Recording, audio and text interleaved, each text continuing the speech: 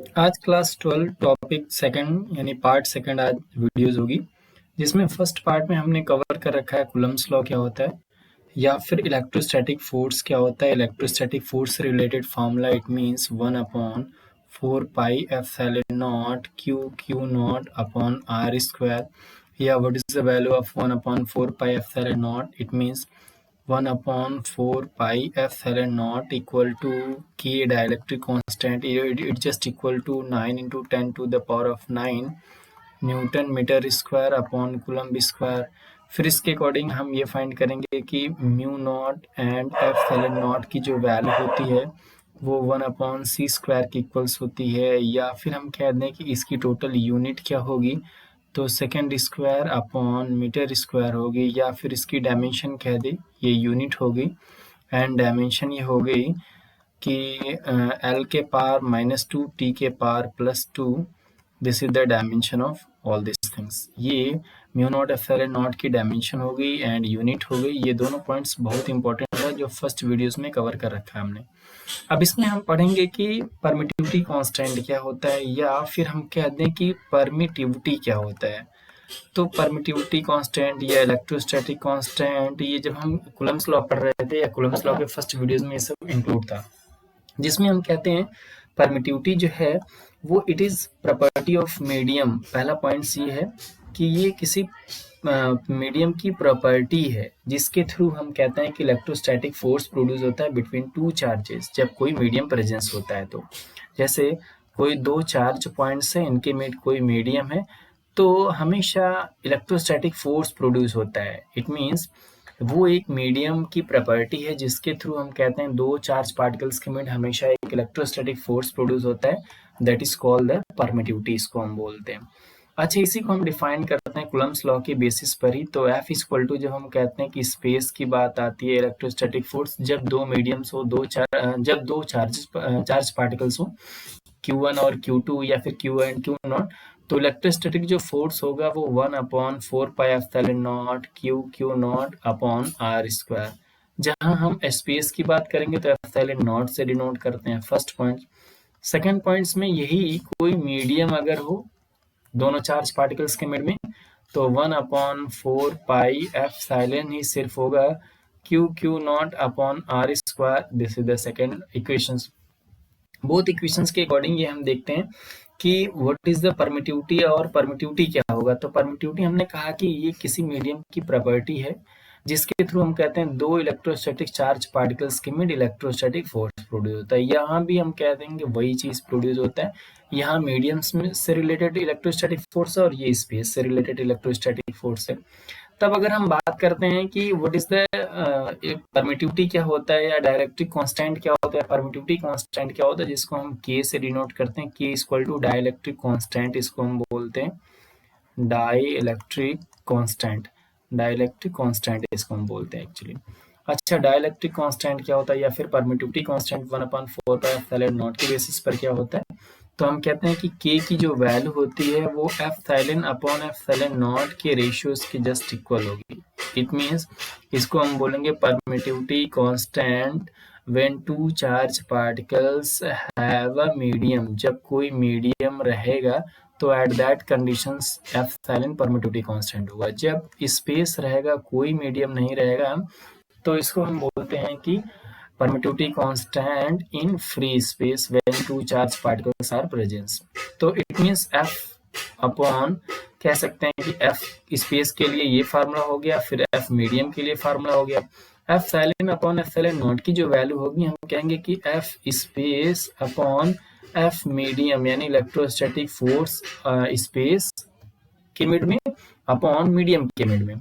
तो 1/4 pi epsilon naught space के लिए Q not upon are square, फिर टोटल के upon 1/4 pi epsilon Q not upon are square. सब कुछ तो कैंसिल हो जाएगा, ए टू जेड 4π2 भी कैंसिल हो जाएगा। एप्सिलॉन अबव साइड चला जाएगा अपॉन एप्सिलॉन डाउन साइड हो जाएगा, यानी F space upon F medium is equal to epsilon upon epsilon naught के इक्वल्स होता है। और अभी हमने जस्ट कहा कि जो के की वैल्यू होती है एप्सिलॉन अपॉन एप्सिलॉन नॉट के इक्वल्स होती है। इट मींस के की जो वैल्यू होगी वो F space upon F medium के जस्ट इक्वल होगी, जिसकी value F silent upon F silent naught के इक्वल्स होती है। इट मीन्स हियर हम K equal to F silent upon F silent naught भी लिख सकते हैं, या फिर F silent equal to K F silent naught भी लिख सकते हैं।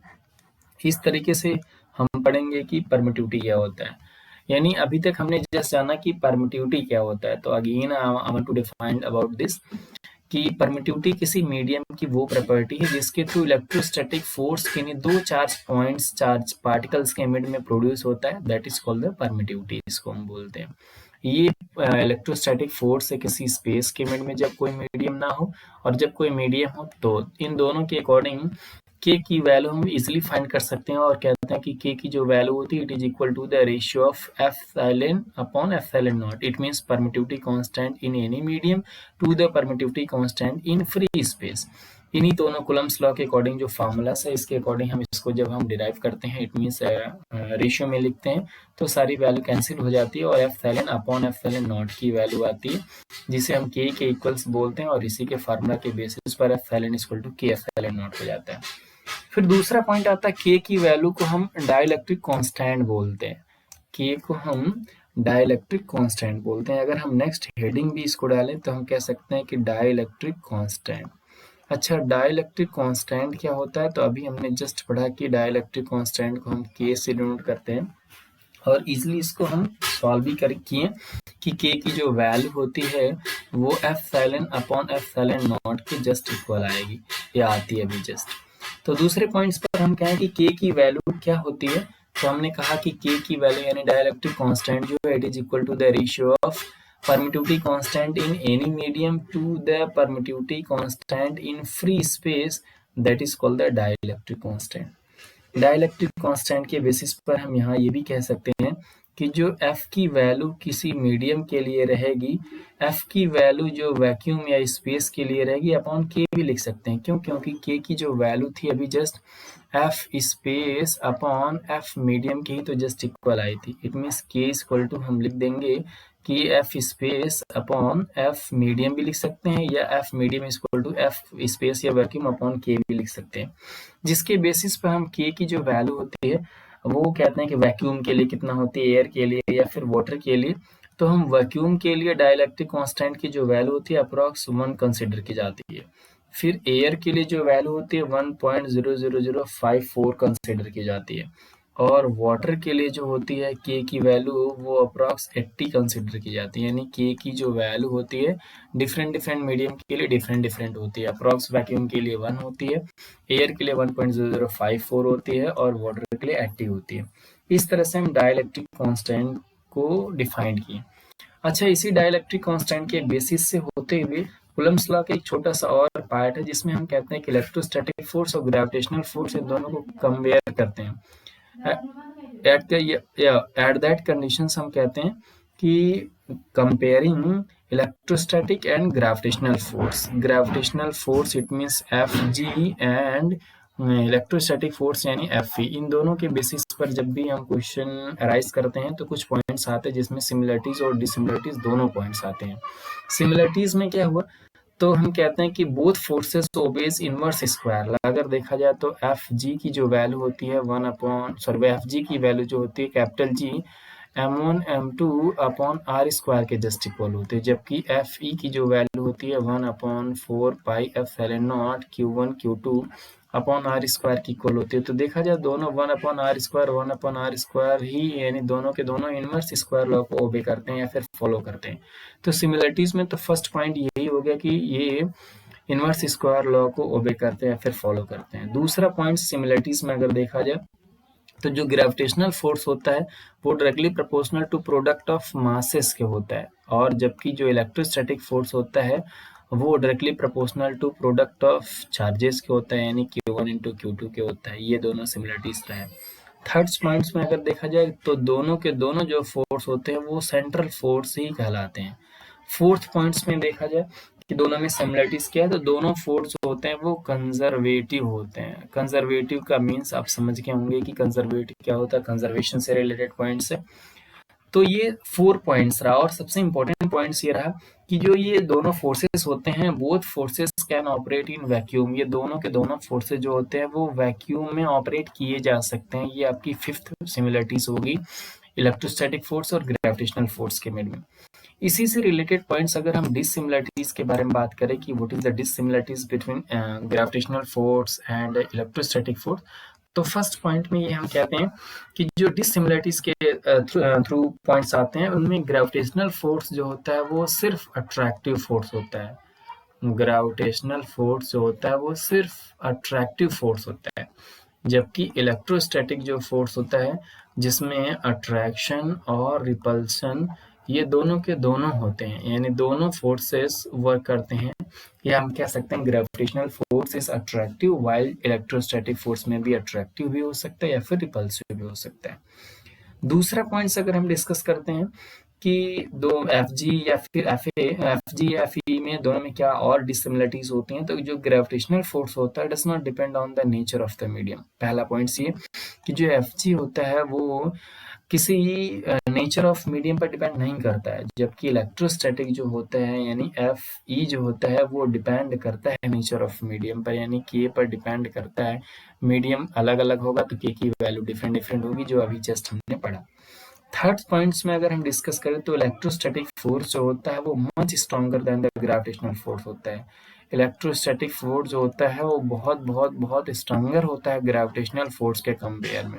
क्यों? क्योंकि ये चार्ज पार्टिकल्स पर डिपेंड करता है, जिसके बेसिस पर अगर हम एफ ई या एफ जी का रेशियो फाइंड करें तो इसके अकॉर्डिंग अप्रॉक्स सॉल्व करने पर 2.27 into 10 to the power of 39 values आती हैं। इट मीन्स 10 के पावर 39 टाइम्स एफ ई बड़ा है, 10 के पावर 39 टाइम्स एफ ई बड़ा है एफ जी से।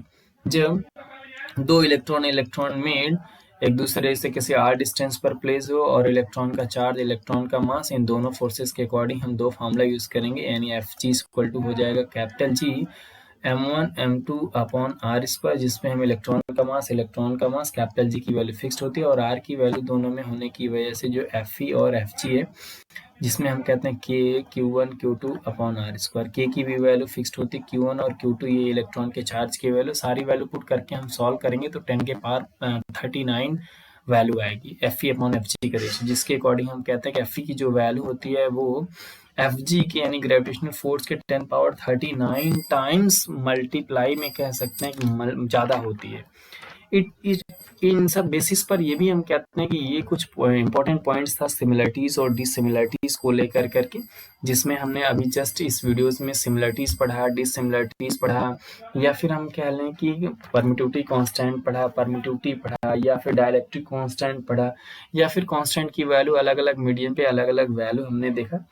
तो ये बहुत शॉर्ट वीडियोस थी, हम चाहेंगे बस इतना ही। थैंक्स।